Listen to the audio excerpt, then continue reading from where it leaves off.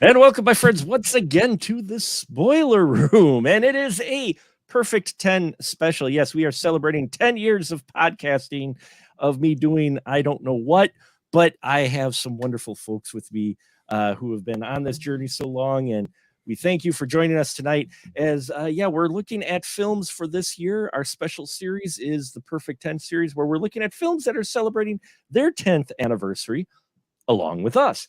And tonight, we spun the wheel last month and we got Only God Forgives, which launched our One Night in Bangkok month, which we've been covering so far. Been very interesting so far. And so, yes, I thank you for venturing down the stairs, pulling up the chair, and popping your favorite drink with us as we take a look at these films. So tonight I have with me some very special folks. Yes, he's back with us in the spoiler room, filmmaker, reviewer. He's a man of many talents. It is none other than Mr. Michael Vyers back with us. Hello, Mike. How are you? I'm doing well. It's been a while since I've been on. It's been a little while. Yeah, it has. So, but I'm glad happy to be back, and I always enjoy doing your show. Oh, well, I'll that check's in the mail. And along with that, another check that I got to send out. He's the guy that keeps coming back for more. My right-hand man, Mr. Ian Simmons. Hello, Ian. How are you? I'm doing great. Well, good to hear. Glad to have you here to talk about, Only God Forgives, a movie that I thought, your funny story with this is for a while, I thought I really didn't like this movie. No, and instead it turns out no. I checked my review, because I actually did a review of this movie, and because I've been doing it that long, and I actually enjoyed this film. So showing my hand, that's not where I was expecting it to go. I thought you were going to be like, I thought I disliked this movie, but no, it turns out I hated this movie. That's where I was feeling this was going. No. It's one that I enjoyed, but I am very interested in what you folks think. But since you're here, Mike, Ian's off the hook. Mr. Michael Vyers, please give us a synopsis. Oh, fuck, okay. Only God Forgives. It's a hard movie to summarize because I know you. Well, actually, it shouldn't be too hard because there is a pretty paper thin plot. So, Julian, I'm trying to think of how you best describe his job. I guess a fight coordinator, or like a person who coordinates getting fights together in Bangkok. Maybe a fight trainer. Yeah, fight promoter. Yeah, fight promoter. Thank you. Fight coordinator. That's a completely different job altogether. Fight promoter in Bangkok, but he's also a drug smuggler that we find out only in dialogue. His life in Bangkok becomes pretty fucking complicated once his villainous brother murders a young woman and then gets killed himself by said young woman's father. Julian's mother sends him off to try to find the killer, and Julian, having a heart, decides not to do it, and then shit gets even more intense from there. That's the best way I can describe the plot of this movie. I don't think you can put that in the back of a box because I said shit and fuck a lot, but you could. You just gotta bleep that out. It won't go to Walmart. You can't put that in Walmart. They'll be in one of those paper sleeves like they used to have penthouses in back. Yeah, there you go. Like I said, it's a pretty paper thin plot, but. Or so they told me. I never would have guessed what was in those plastic bags of magazines with the paper. Never mind. No, I did. I worked in a bookstore. Trust me, I know. B. Dalton You Books. thought Penthouse was an architecture magazine, didn't you? Yeah, wow. Well, there were guys saying that, they look at it and they go, wow, built like a brick shit house. But, I thought they were talking about, but anyway, I digress. Yes, a good synopsis. No, Brick Shit House. No, that was a terrible synopsis. Don't lie to me. No, Brick Shit House, by the way, was the Bangkok version of Penthouse that they sold outside the newsstand in this boxing ring. Yeah, it's true. Yeah, exactly. So, Only God Forgives. Ian, we'll start with you. Do you remember when you first saw it? Yeah, this morning. Oh, wow. Perfect. Okay. Yeah, awesome. So that fresh for you. Very fresh. Oh yeah. And what was your initial thoughts? I'll get your overall feelings first, and then we'll dive into it a bit. You know, I hate to say it because it's a movie I vowed never to watch again because I hated Drive with the fiery passion of a thousand suns when I saw it 13 years ago now, or Yes. 12. Yeah. But, you know, I thought I need to go watch Drive again because I've seen this movie and then I saw The Neon Demon, which a movie that I finally got Nicholas Winding Refn, a movie I loved from 2016. That's interesting. Okay. Elaborate, sir. No, it's interesting because Neon Demon is such a divisive. Well, all of his films are divisive. They're all kind of love it or hate it. But for me, Neon Demon is like the movie where if you're a fan of Refn's shtick, it's a movie that it's surprising that that's the movie that pulled you in and made it connect for you. Well, it's not so much that it didn't make me appreciate Drive anymore because after watching that movie, I'm like, I still don't want to watch Drive again. But I think it was so different. I've only seen it a couple of times and it was a long time ago, but it felt like it was the movie that had, you know, not only style, but like the characters emoted and there was actually stuff going on. You know, this movie, not One Night in Bangkok. My God, Mark, what have you done? Sorry. Only God Forgives. It struck me at times as like this is, and even the titles and everything in this are not, you know, in English. It very much feels like an underground foreign film that Ryan Gosling just happened to be in, but it felt Just almost wandered like on the set. right, it feels like, or like, you know, you see like Brad Pitt doing those like Japanese liquor commercials or something like that. Like, what the hell? But no, it felt almost like someone watched Drive and they were like, we're going to make this for the international market. We're going to make the Bangkok the Thai version of Drive, because you've got the same, like, I love Ryan Gosling as an actor, but I don't think Drive or this movie is a showcase for his abilities. He gets a lot of mileage out of it's not even the 1,000-yard stare like there's anything going on. He is so vacant when he's staring off into space, and he stares off into space a lot during this movie. That all said, I fucking love this movie. And I'll tell you something. There is a character in here named Chang, played by Vitaya Pansagram, Nice. he's the cop who is sort of investigating the death of the prostitute, who kind of unwittingly unleashes a lot of he's the catalyst for a lot of the problems that happen later on, and he's also the solution to a lot of those problems. He also says very little in this movie outside of like singing in these weird like karaoke bars or something. Love those scenes. Right, and they're great, but even he is walking around, he doesn't say much, he's got that stare, but he is able to emote, and he's got an air of mystery about him. I don't know if it's because he's an older actor and he like has learned some stuff, but you watch his performance versus Gosling's, completely separate universes. I feel like in this movie, Gosling is trying to do something that this other actor is just, you know, effortlessly pulling off. But yeah, there's a lot going on here. I'm sure we'll get into. I'm going to stop rambling. It's okay. Mike, how about you? I have to say, like, I really thought I was gonna come in here being the only one who liked it and was gonna have to like defend my stance on it, because I'm burying the lead. I saw this movie for the first time on Saturday. It was one of Refn's films, since I actually really am a big fan of his work, and because I like his films so much, I have intentionally not rushed through them all, just because I like having something new to discover. And this is one that's been sitting on my shelf for a while, and it just was kind of just waiting for the right time to watch it. And this obviously this was the perfect time. But it's one of those things, like, since I like what Refn does as a filmmaker, I kind of came in and even if I didn't necessarily love it, I knew I was going to like it for some reason or another. But like you said, it's kind of ended up loving it, and it's kind of hard to even pinpoint why exactly, because there's so many weird choices, but that were all done very intently.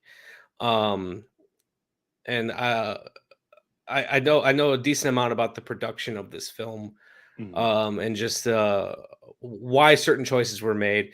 But no, I thought I was going to have to come in here and be the only one defending it and having a hard time kind of like, it's see, I'm even struggling to talk right now. It's one of those movies that if someone were to come up to me and be like, I fucking love Only God Forgives, I could be like, yeah, fuck yeah. But if someone else is like, I hate that movie, like, I get it, understand completely. It's a weird movie for people to love, but it's this.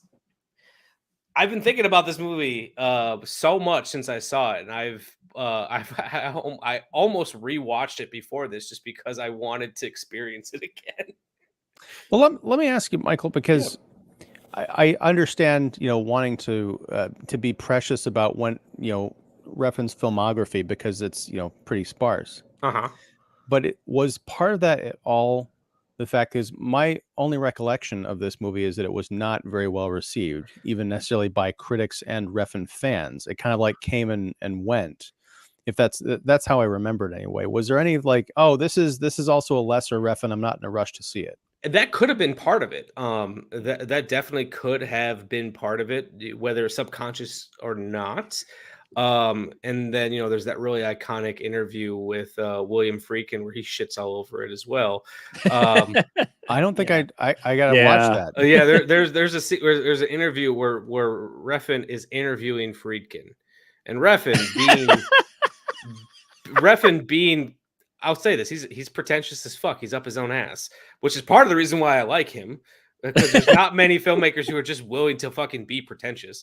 But he was talking about like in your career having to deal with flops for movies that that you're really attached to, and references something along the lines of it wasn't very well received, but I think Only God Forgives is one of my masterpieces. And Freaking goes, "Did you just say Only God Forgives is a masterpiece? Can we get this guy a doctor?" Like, wow. And like even before I saw the movie, that like, and everyone shares that being like in defense of Friedkin. And I funny enough, I would always see that interview and be like, William Friedkin seems like an asshole. So that might have been part of it, knowing that it was kind of a lesser than Refn could have definitely been part of that, and part of it also could have been the fact that some of his earlier films are very difficult to find, so I kind of had to hold on to the couple that I could actually find up until recently, where his early pusher films are all getting re-released. Yeah, I mean, since I just watched it this morning, I watched part of it this morning, then the other part on lunch.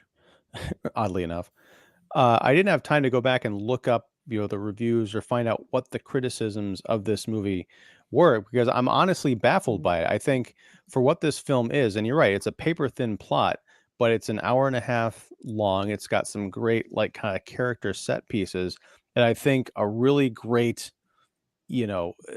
sort of the title Only God Forgives. There is a very strange moral code in this movie that I think is consistent throughout. And if you're looking for, stay on the straight and narrow path and you'll be okay. If you don't, then you're going to get your hands chopped off and worse. It's so fascinating to me. I don't see how people can watch this and come away not admiring it on some level, at least. Well, I think the problem is, and it's from watching it, because I hadn't seen Drive before I was on Mike's on the Shameless Picture Show. And I hadn't seen Drive before then, but this came out after Drive, I think it was. This is his follow-up film. This was his follow-up film. The thing is, they're different as far as pacing, tone, action, just the way they're approached. While it's still Refn, it's still him sniffing his own farts. Don't get me wrong, he's pretentious. This film is pretentious. Yeah. It doesn't make it any less of a film. It's just that you're like, wow, he's really into himself, and you can tell, but this is really interesting. But I think Drive had more of a mainstream appeal because of the type of film it was. If you look at it, not only, with dialogue and approach, it felt a bit of Tarantino-esque in some ways, or at least it was trying to be like, it was trying to be in its own way. It had more mainstream appeal. This one is definitely one to where I could see people who loved Drive come into Only God Forgives and goes, what the hell is something going to happen? And a lot of stuff is happening visually, but you got to pay attention. You got to focus on what's going on visually. I do, if you guys don't mind me talking just for a little bit, everything you're saying, Mark, is 100% true. And I know I recommended it to Mark and Ian. If you have a chance to, there's a very interesting documentary called My Life, directed by Nicholas Winding Refn, that his wife made while he was shooting Only God Forgives. I've heard about this. Okay, and yeah, it's you're jogging my memory. It's an interesting documentary about the internal struggle of an artist coming off of arguably their biggest hit. And pretty much going into this, Refn had decided he wants to do the exact opposite of Drive. Because he said, and it's interesting because he talks quite a bit about like spending too much time on the internet reading criticism about himself. And one thing that's interesting about Drive, at least I think it's interesting, it was not a project that he developed. It was a project that Ryan Gosling was developing. And he had seen some of Refn's films and liked him and brought him onto it. And Refn then came in and added his touch to it, but it wasn't his idea. Like, it wasn't the genesis of the idea didn't come from him. So, and then a lot of people, it's hard to follow up your biggest hit with anything. Like, yeah, because a lot of people are going to be expecting if Drive was a lot of people's first introduction to Nicholas Winding Refn, and a lot of people going into his next film are going to expect Drive again or some variation of that, and you almost get the feeling that he resents that film. He resents Drive because he didn't want to be known as the Drive guy forever.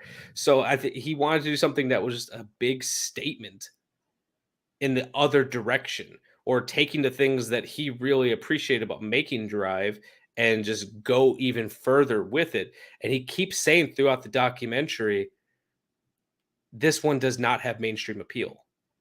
And at times he's really gung-ho about that, and other times he's really self-conscious about that.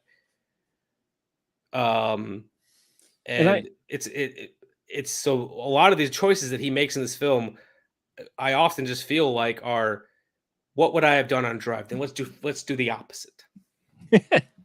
Well, and that's an interesting conflict too, because as much as he wants to assert his inner artist, and that's kind of what brought him to the table, got him on Gosling's radar to come in and work on Drive.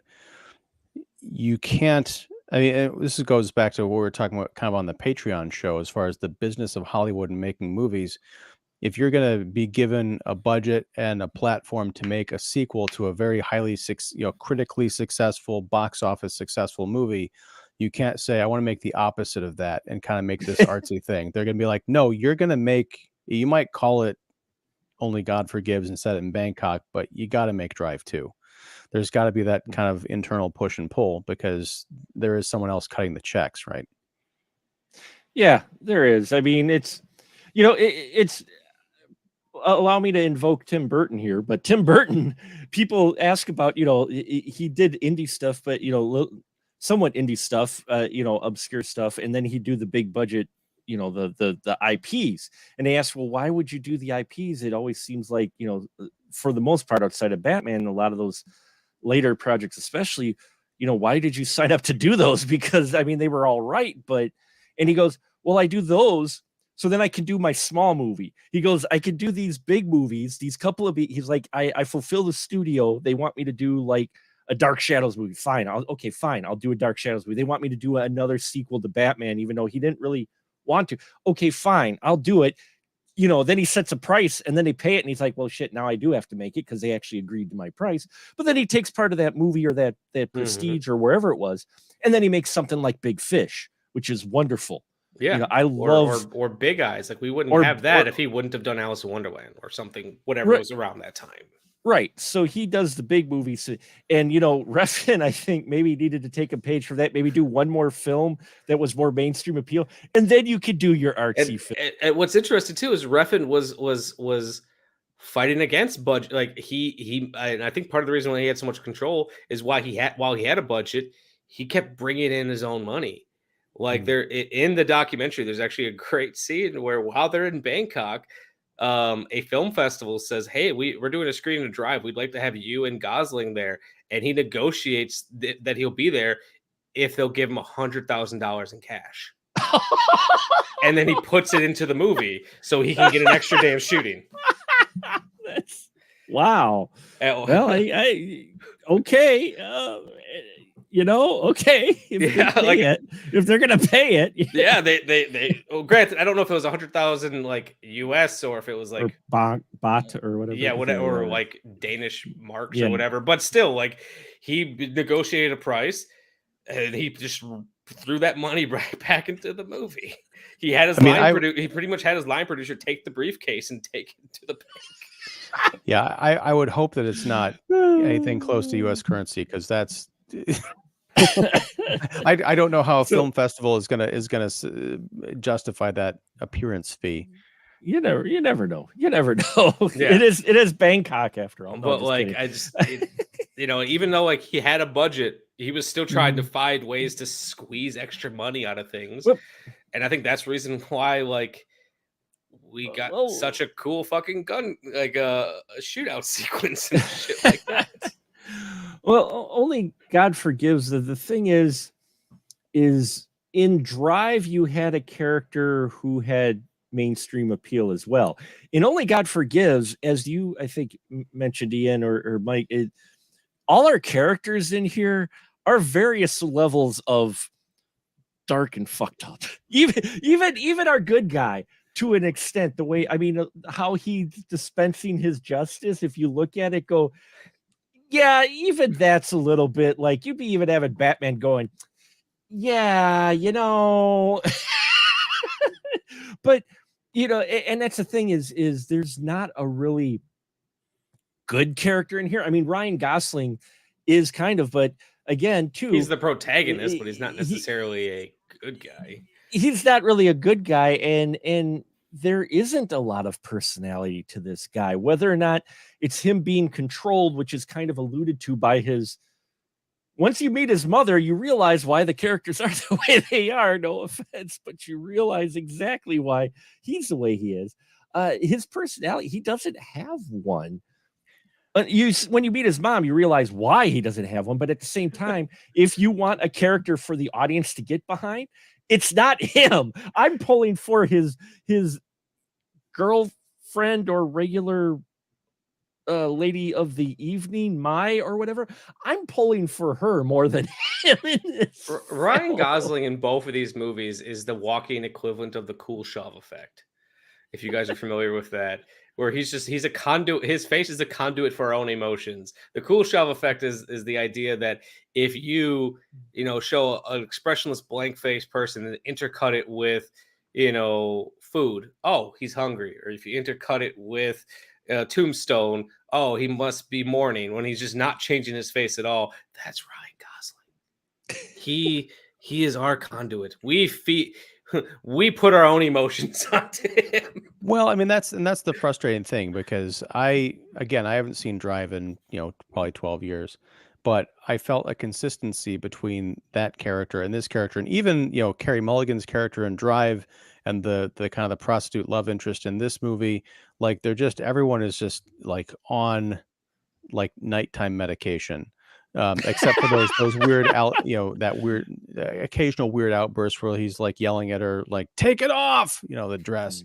That came out of fucking nowhere. Right. Really, it's like, what? This is what triggers you? Right. But the same thing with like, Blade Runner 2049. That's another reason that I can't get behind that movie, is because he's the personification of a robot.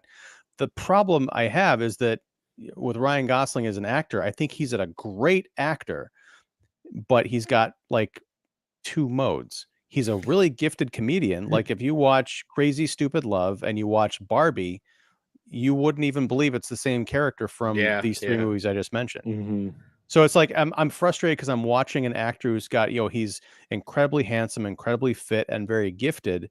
So what I'm like, to what you're talking about, Michael, all we need is just show his face. I'm like, no, I kind of need more than that, because when he goes into that like blank smolder, it's so blank that it's not even like, oh, he's intent or he's really thinking about something. There's almost like a little, I'm watching the ends of his mouth, and they're very slightly curled up, almost like he's realizing, you really just want me to fucking stand here and like look? Okay, how's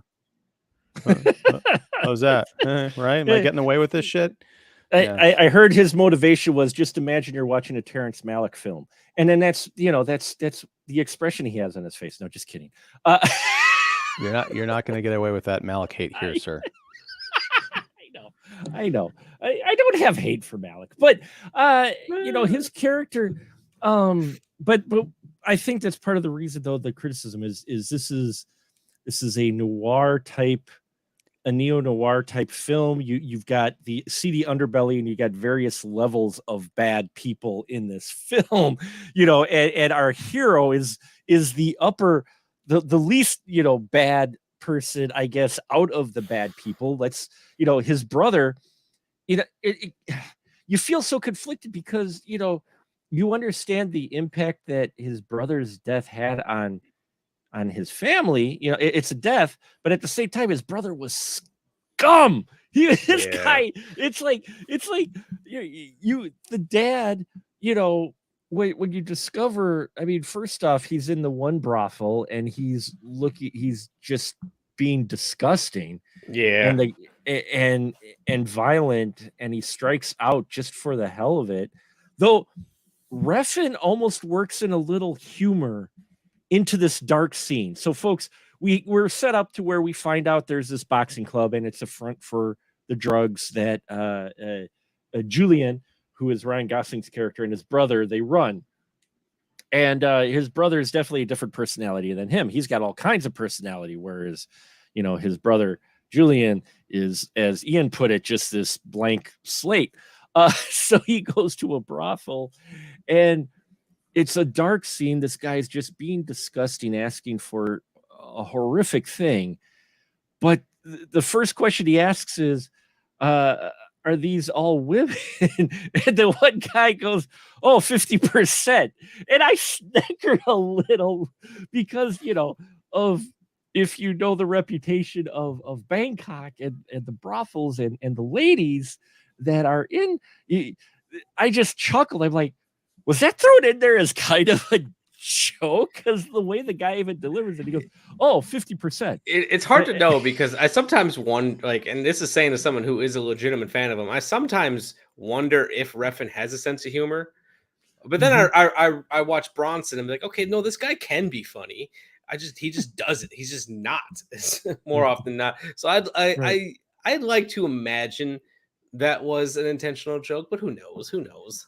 Well, and the only reason I say maybe it was an intentional joke is because it was trying to maybe offset just a little bit of the horrific thing that Billy ends up doing. Because right after that, he goes into the lack of a better term, the area where the ladies are sitting for display or whatever. He goes in there and just starts beating the crap out of people, and then he ends up finding what he was looking for, ends up killing her. The dad comes in, and you're like sitting there going, yeah, okay, the dad killed him. Awesome. That he deserved it. And then, you see the cop come in, and you're just like, no, why are you cutting the guy's arm off? There's this weird morality play going on with the cop and the crooks and everything, that I think that's what you find fascinating while you watch this as well, because there's not a whole lot of dialogue to focus on. So the most you can do is focus on the actions of the people, because they aren't saying much. So you have to judge everybody pretty much on their actions. And when you see the cop cut the guy's arm off, when it's like, what did you expect the dad to do when he comes in and sees the guy and his dead daughter, and realized, you put things together and you go, do what you will, and you leave the room and you close the door. What'd you expect to happen? Well, and this is honestly, it is a weird, again, kind of morality, because it's there in the title, only God forgives. It's sort of an idea of judgment. Like, if you look at this from sort of a Christian perspective, you're not supposed to kill. Right. Yeah. When the detective or the cop brings the father in and shows him the body of his dead girl, and then the assailant is sitting in a chair, and he says, do what you will. He could have just, he could have forgiven the guy. He could have, slapped him around a bit. He could have just, gone to the cop and said, arrest him. He's going to jail or being executed. I don't know what the laws were, but he murdered him. And that's also a crime. And so the cop, he didn't kill him. He chopped off his hand, but that's a form of retribution or I guess, justice or something, because even though that dude was a monster, he still, he was also someone's kid. It's, again, the levels of morality, they get kind of twisted up and everything because the cop also was aware that this was a brothel, and there's probably a lot of illegal stuff going on under his nose, or maybe he's just convinced himself that he's got blinders on, is what I'm trying to say. But he has his own code, and that code is rather consistent throughout the film from what we get to see. Yeah, and there was a period of time when I was watching it that I was actually wondering too if the character of Chang was potentially like a metaphor, like he did, like almost that he didn't exist or his sword didn't exist, because every time he'd pull that sword out of fucking nowhere, like it's a video game. Like I was wondering, it's like, is this literal? Is this more subtext? Especially because Ryan Gosling is having flashes of getting his arm chopped off while he's having a sexual moment with Mai, so it's like I was wondering if, like I said, if this person was real. I eventually took it as that he has a reputation in this city, so Ryan Gosling is probably familiar with this guy and what he does. But it's all these unanswered questions that made me feel like this film was so fascinating. It made it endlessly rewatchable that I want to. It's one of those movies. It's kind of like watching a David Lynch film in that I don't think I'm ever going to fully understand it, and I like that. Well, it's interesting because you mentioned the reputation. I don't know how true that is. It might be true, and if it is, that makes the fight scene between the two of them even more something to pick apart, because Gosling's, the Julian character is kind of hiding out in Bangkok. We learn later that the mom says, well, he beat his father to death with his bare hands, and so he had to leave the state. So he's been kind of running things for me. But, if you'll let me go, kind sir, we're just going to fuck off back to America and you'll never see us again. But if Julian knows about Chang's reputation as someone who can, he stopped just short of beating him to death, because he challenges him to a fight. He says, hey, that was not a fair fight at all. Right. But if he didn't know what he was up against, that's one thing. If he did know, then was he submitting himself to some kind of, punishment? Combined with these visions of him having his hands cut off, or on the verge of having his hands cut off, is that his guilty conscience, like trying to atone for what he's done? And that's kind of what I wonder, especially because with the way the movie ends, right? Like, yeah. Well, that I took it as him, because Chang kept pursuing him.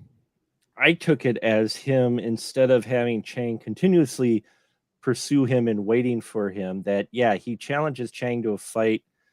You're right, it could be a reputation thing, figuring, okay, because you almost get the feeling too that Julian might have been pulling punches a little bit, like he wasn't fully into it, because they kept cutting back to him and like the boxing statue, and maybe he was fully into it, I'm not sure, but I almost got the impression a bit like he was there to get his justification rather than get his arms cut off. He's going to let Chang beat the shit out of him. I mean, he'll put on a good show, but he'll let Chang beat the crap out of him, because then Chang will leave him alone. Chang will have gotten his pound of flesh, so to speak, for this guy, because he thinks Julian's done something, but not quite sure. But by beating the shit out of him instead of cutting his arm off, maybe that shows him to put on a straight and narrow, and he doesn't have to worry about him.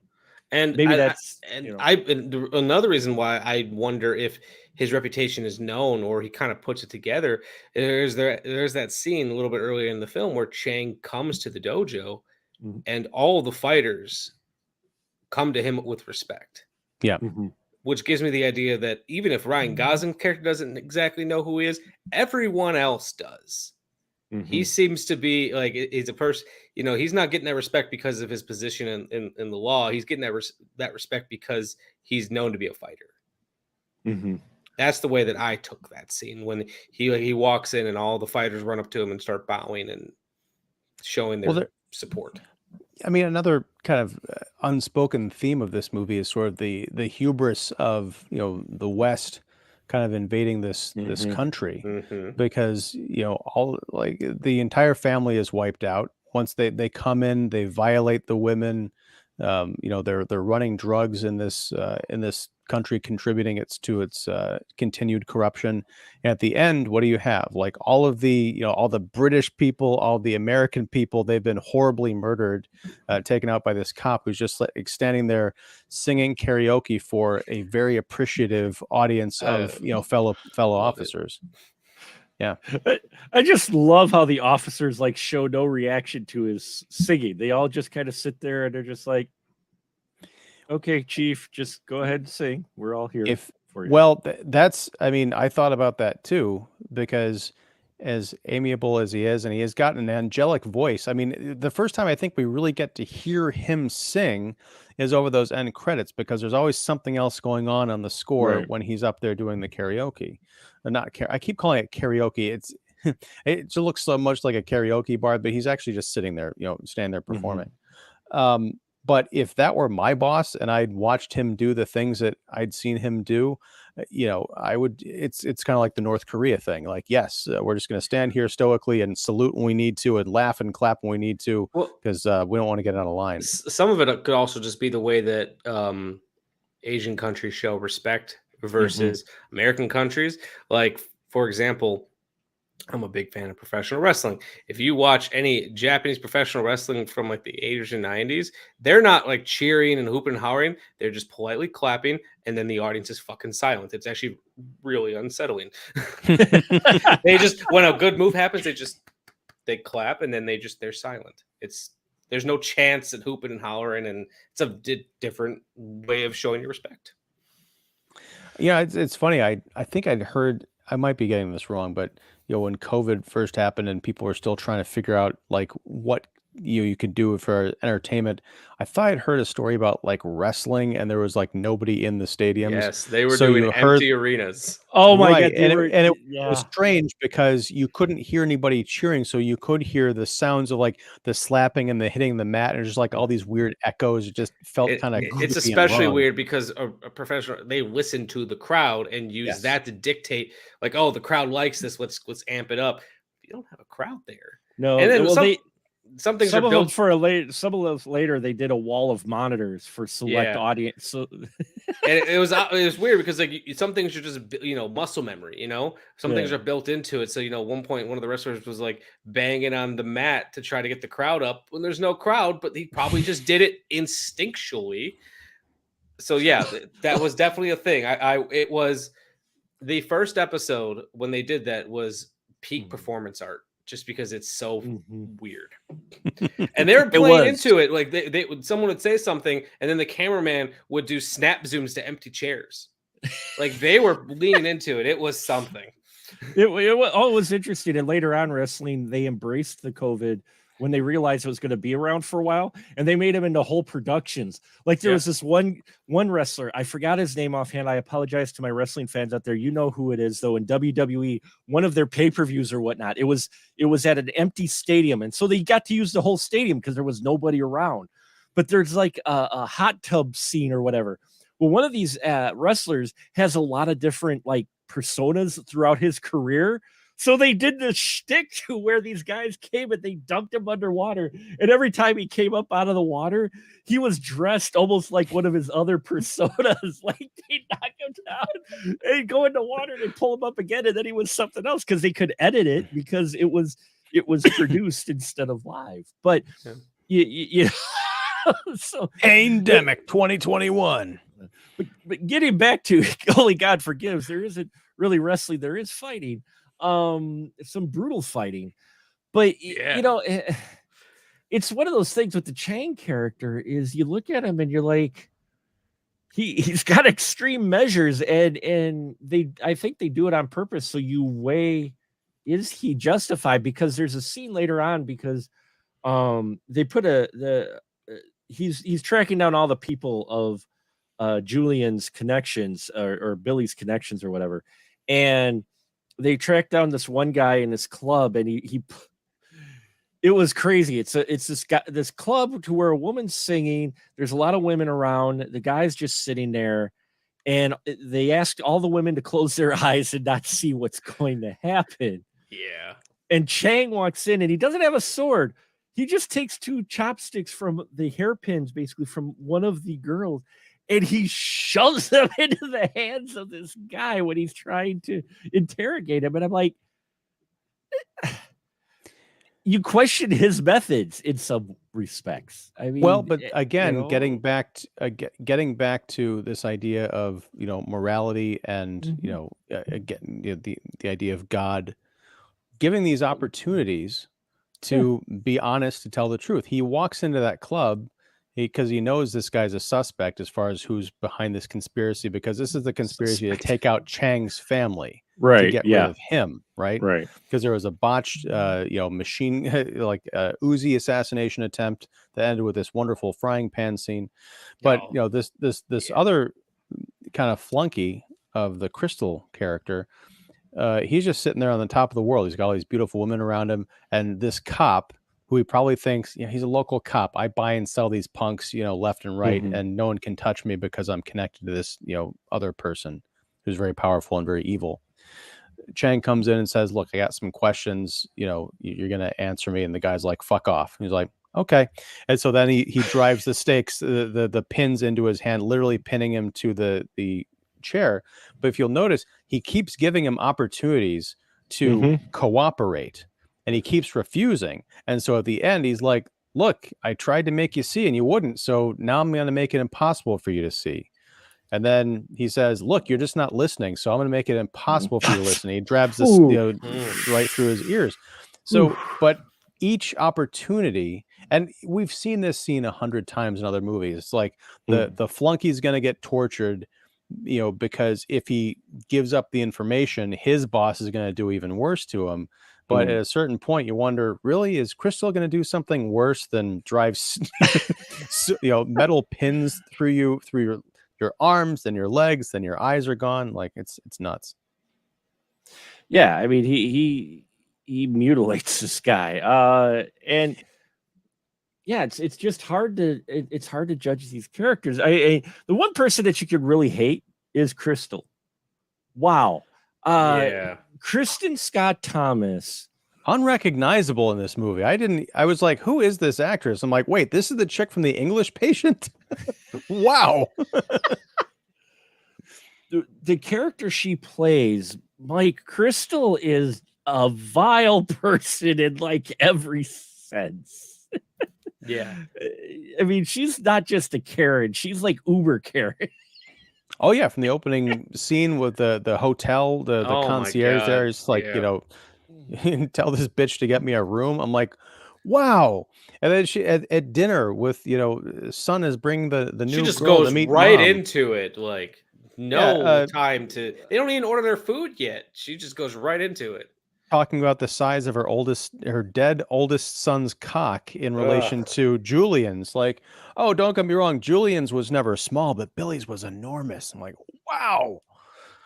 Well, there is the implied pretty much she doesn't fully state it, but it's pretty much there that there was an incestuous relationship between her. They imply it so heavily that they pretty much without. It's almost as loud as if they had just fucking said it. Right, exactly. I mean, she plays it. It was not.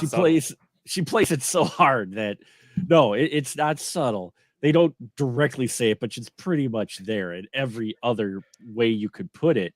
That there was an incestuous, at least between her and the oldest son, which makes you almost think if there wasn't, at least maybe it was more, and I can't believe I'm saying this, but maybe it was more receptive with the oldest son, considering kind of how he was versus Julian, and maybe that's part of the hate she has for Julian.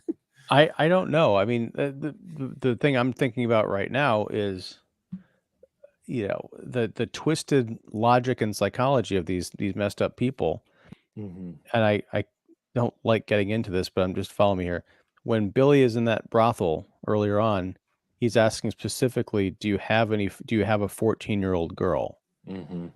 Which makes me wonder, now that we're talking about the incest angle, was that the age that he was when mom came and tried to, is he Right. developmentally arrested and kind of like in shock and trying to like recreate that trauma and visit that on other people because that's what he went through? Not necessarily some kind of a, I'm not going to use the P word on a live stream, but you know what I'm talking about. Right. Is it less about that and more about specifically his trauma and all of that? Yeah, there's so much. It's a paper thin movie, but there's so much going on in it that Yeah. like I feel like you could take an entire semester of college talking about Only God Forgives. Yeah. Well, yeah, because at its surface, it's just a straight crime thriller. I mean, it's a basic underworld neo-noir crime story is all it is. But there's so many other but things going what's on. weird is like for as loud and boisterous as this movie can be, it's equal measures subtle and kind of understated. Like Mhm. it rides that line really well,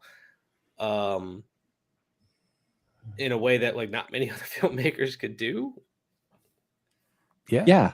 Yeah. Well, and the visuals play a part, and whatever art approach he has. I didn't go to film school, so I have no clue. But all I know is visually, as a viewer, we move from this world at the beginning that's made of like reds and blues and lighting. I mean, everything is like darkly lit in that. But as the film goes along, as things escalate, and as the bad guys one by one die, the lighting in the scenes gets brighter. The color changes to a regular, normal color palette, so to speak, versus what it starts at, almost as if either it's reflecting Julian trying to pull himself out from this underworld that he got sucked into, forced into, basically, you get the impression from his mom, or if it's just by Chang killing the bad guys one by one, the world is becoming less dark and becoming more normal. Or maybe I'm making a lake out of a puddle, but Well, no, I think there's something to that, and it just got me thinking about the very end of the film where Chang, we believe, has probably cut the arms off of Julian, possibly even letting him live. It also occurs to me the guy in the chair that we were talking about who had all these horrible things done to him. We never really saw if he was killed or if the last thing was they just drove that thing through his ear, so he's basically mutilated. he's mutilated for the rest of his life, but he's still going to be alive. Um, but no, at the very end, Julian and a henchman go to Chang's house, and the plan is to assassinate, his wife and daughter. When Chang is singing that number at the end, is that like right after the encounter with Julian? Because I'm wondering if it's possible that he doesn't even know that his daughter's alive, but his wife is dead. I don't know what's going on That's there. kind of I kind of took it as that he hadn't been home yet, and but it's also hard. It's hard to know for sure because that scene has played in bits and pieces throughout the film, so we don't Was that quite the know where same? to. Was that the same scene? I took it as like they're just like these interludes of him, like that's just kind of something he does after I work. feel like you could argue either way, especially because like this movie is very much like a cartoon in that the characters wear the same clothes in every scene, so it kind of makes it difficult to pinpoint a time period. And I'm not necessarily saying that as a bad thing because I think it's kind of an interesting way to go about it. Yeah, I don't necessarily have an answer for that. Wow. Okay, so you guys just sparked it in me now because I hadn't thought of it, and this is the type of movie this is, folks. It can be taken any number of ways. Maybe what we're seeing in between his singing interludes is him thinking back of all the events that have happened before he started singing in the bar to his cops. So you're right in that, as he's singing in between either songs or while he's singing or whatever, what we're seeing with what's happening is what has happened up before he got to the bar and started singing, figuring he's got everything solved. See, I took it as he was home. And the reason he cut the arms off of Ryan Gosling instead of killing him, because I don't think he kills Julian.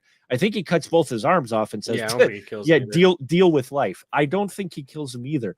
I think he has been home. And the reason and I'm not sure if that was actually his wife or the nanny for his kid. It's hard to say with the way some of their conversation went, the very little conversations there are in here. But in any case, he does save the little girl. And what I always took, the way I took this ending, the 3 times I've seen this film, is that he doesn't kill Julian because they go to the house to do the hit, and he does kill the cop that's outside the house, but he didn't kill the nanny or the mom or whatever, and he saved the little girl. So it's almost like Chang's like, okay, I may have talked to my little girl and she said you saved her from this. You showed up, but you ended up killing your buddy.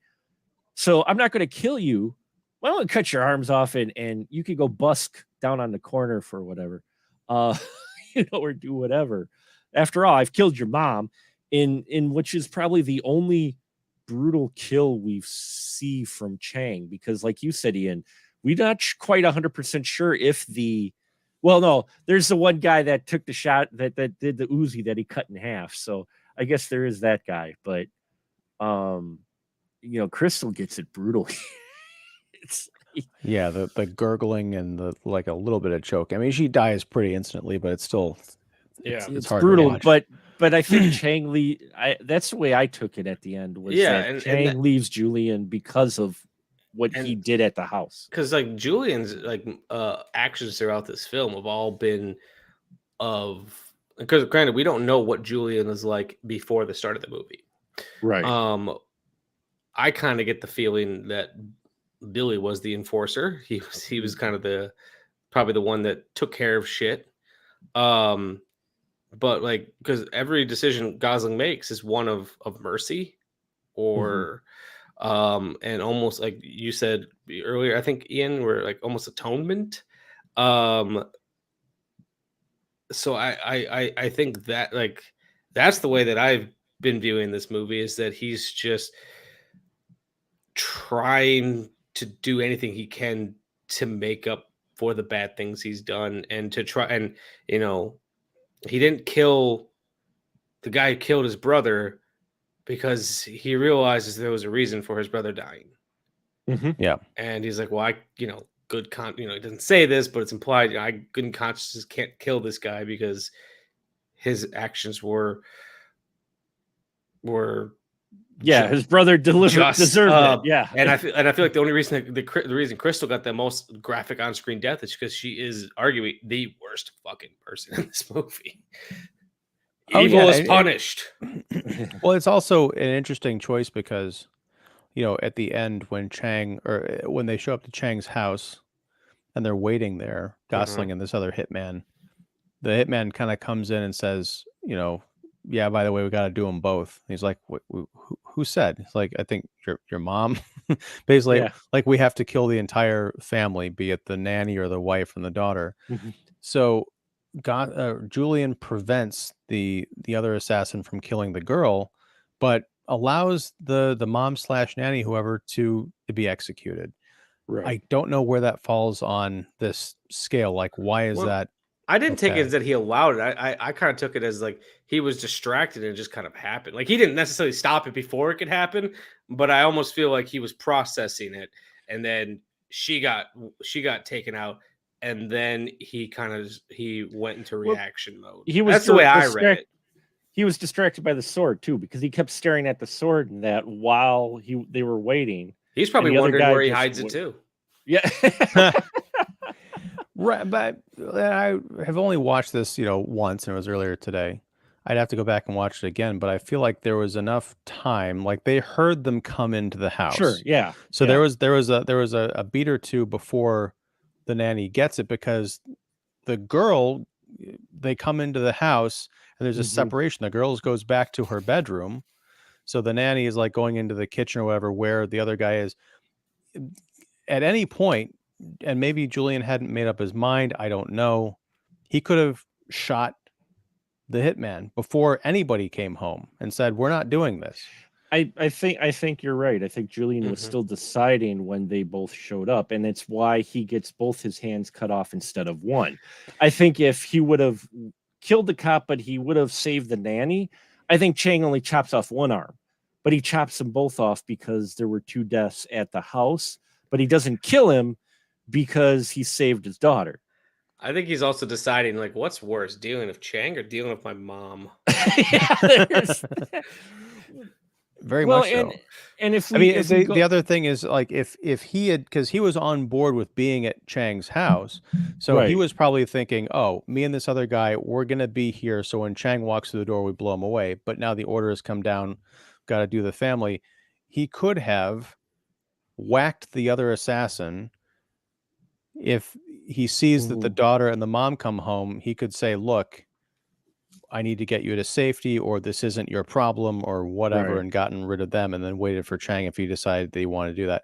I don't know. There's all these different possibilities, but again, this kind of feeds into the mystique of his character, which I don't find a problem. I just think it's more interesting stuff to chew on. Oh yeah, no, there's a lot of things to chew on in here. You know, if we go by what his mom said, that he did beat his dad to death, it explains a lot of his behavior because a lot of things deal with hands in this movie. There's the cutting off of hands. Aren't there like Julian, close-ups of the hands at one point in the movie? There's close-ups of the hands at one point in the movie. Julian, while the boxing's going on by the one guy he coached, he's continually staring at his hands and kind of making fists. When he's with Mai, he has her tie his hands down. And in a very interesting sexual encounter with Mai of sorts, where she ties his hands down and he watches her. Again, he cuts his mom's body open with the sword and sticks his hand into her abdomen. I'm not quite sure what that's all about. Yeah, so I mean, there's a lot of things involving the hands in here for whatever significance. And again, this is what makes this movie fascinating, is there's a lot of angles. But if you take the fact that he may have killed his father with his bare hands, that opens up so many questions too. It's like, well, did Crystal tell him to, or did he do it on his own in defending Mom because there's a very close relationship between them, or did he do it because he was trying to defend himself? And did killing his dad put him in the blank stare mode that he's in, and that he's continually trying to restrain himself because he doesn't necessarily want to kill again like he did with his dad with that much hate? And so he stays restrained this whole time.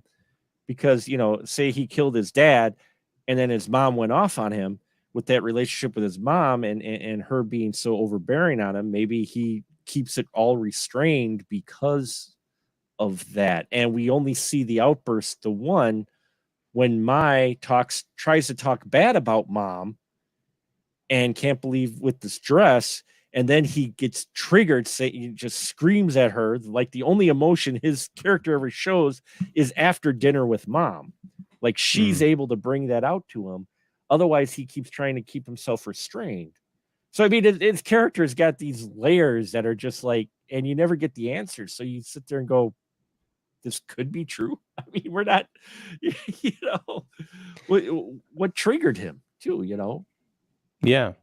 This definitely demands a rewatch, and I put the Blu-ray on my Amazon wish list because hey, you remember director commentaries back when those were a thing? There actually is one on this. I was actually just going to mention that like I want to rewatch it like this week with the commentary, because it's movies like this that are when I love a commentary, because like I just want to delve deeper into it. And if you've ever listened to Refn do interviews, he's fascinating to listen to, because he just where he's pulling his ideas from.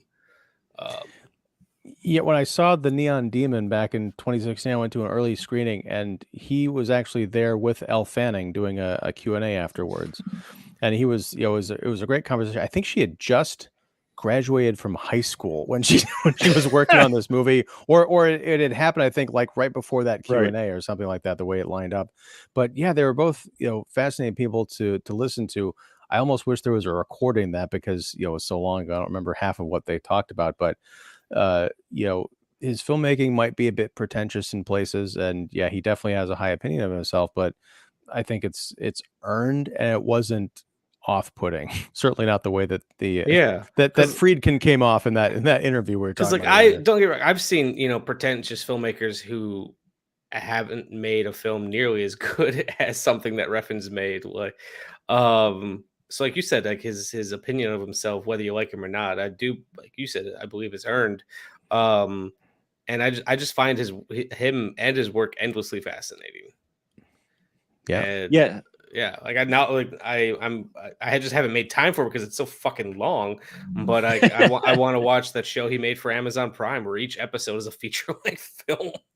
What was this? What was that called? Too Old to Die Young. Yes, yeah, that was what it was called. Or Copenhagen Cowboy. One of the no, Too Old to Die Young is what he did for Amazon, and then Copenhagen Cowboy is Netflix, which I don't have Netflix anymore, which I might need to get just so I can watch that.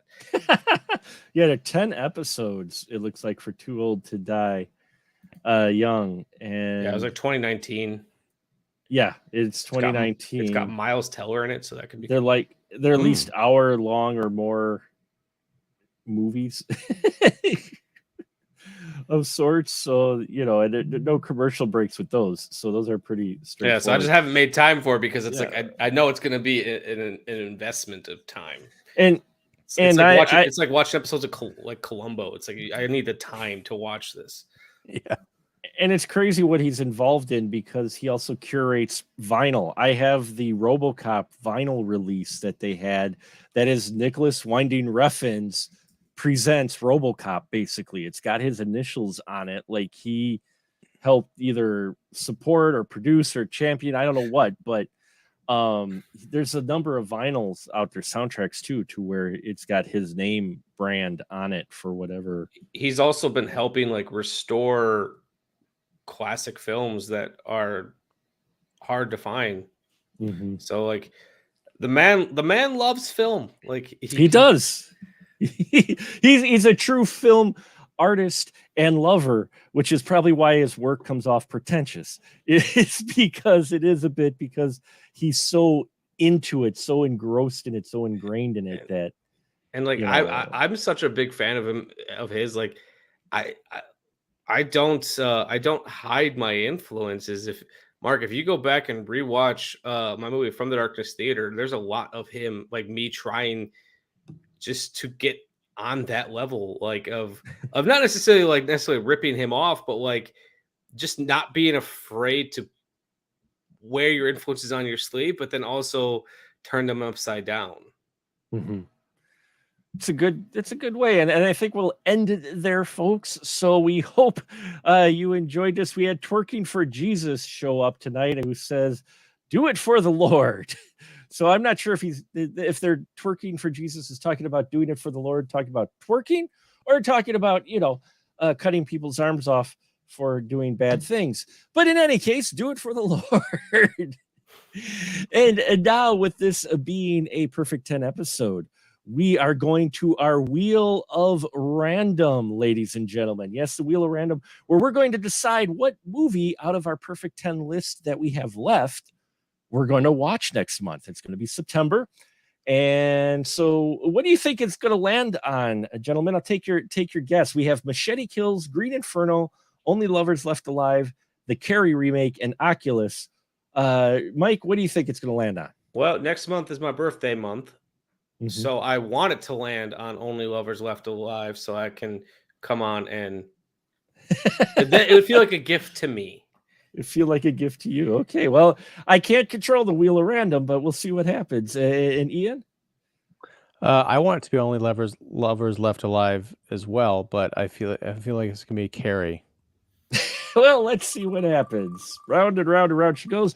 Where she stops, we don't really know, but it is Wow. We're both Green way off. Inferno. Yeah. So September is the cannibal movie Green Inferno. Well, that'll be an easy one to do a theme on. I just got to make sure I don't repeat ourselves because we've talked cannibal movies on this podcast. Hell, I did a before. 3-hour episode on Cannibal Holocaust on my show. Whew. So yeah, So there's a lot to choose from, but we'll see what happens with Green Inferno. Maybe I'll pick colors. I don't know. We'll see what happens, but look for that soon, folks, on what next month's theme will be. But that is the film that we'll be covering for our Perfect 10 episode in September.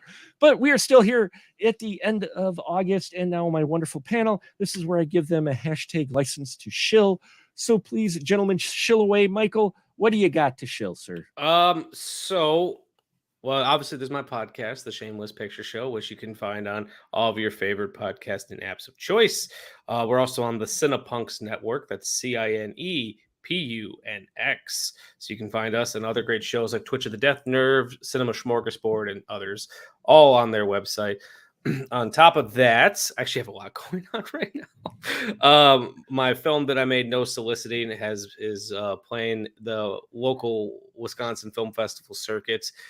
Pretty much almost every weekend in October, it's playing somewhere, but it's having its premiere on September 9th in Milwaukee, Wisconsin at the Avalon Theater. As part of the Ross Bigley's Milwaukee Short Film Festival. But it'll also be playing up by you, Mark, in Oshkosh at the Sawdust City Film Festival. It'll be at Port of Fear in Kenosha, the Twisted Dreams. It'll be playing everywhere. Let's see what else. Oh, I'm also moderating a panel for that film festival where the topic is Ask a Film Festival Programmer. We're gonna answer some questions from filmmakers and things that we feel like they should know.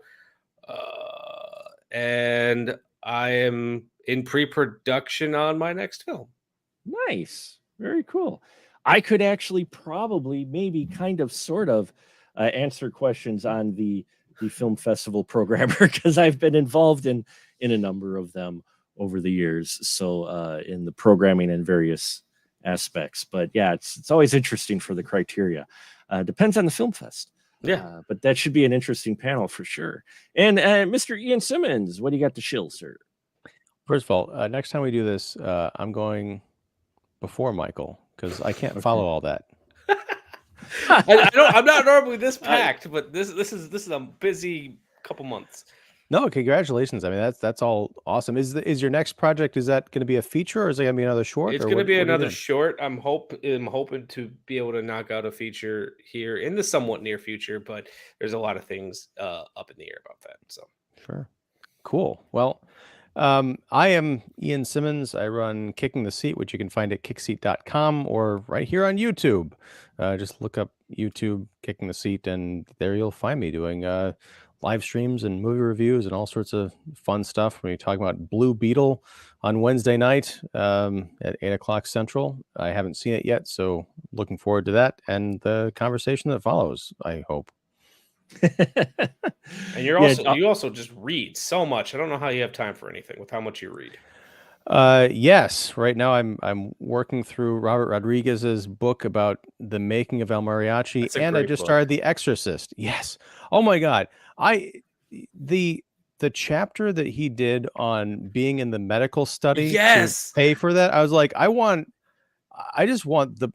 almost forgot I was reading a book about filmmaking because it was so engrossing. That's the chapter that sticks out most in my brain.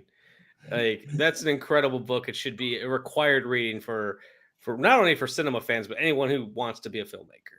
Yeah, it's Rebel Without a Crew, which I'd heard about for decades, and I finally got a copy of it and started reading. But I'm also reading The Exorcist because I'll be talking about that next month for Page to Screen. So yeah, good stuff.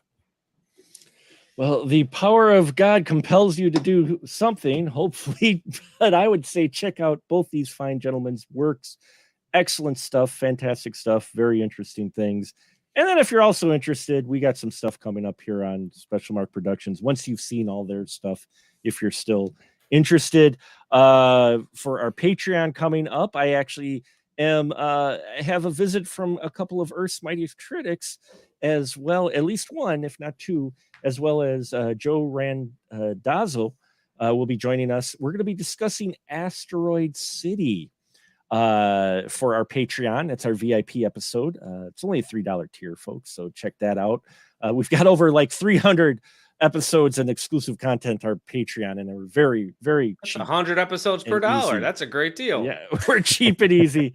So you've got that going on. I've got a bunch of reviews coming and written reviews. Got a couple interviews. If you want to check it out, an indie film just was released to VOD called That's a Wrap.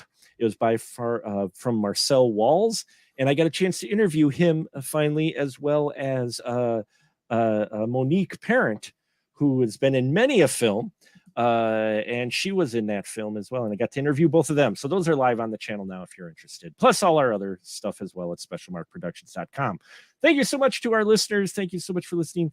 Look for us soon to tell you what next month's theme is and what films will be part of that theme. That will be posted on the website as well. I thank you all, and now until next time, we'll just say good night, everybody. Best Ryan Gosling dead scare. There we go. Let's try this. I think I got it.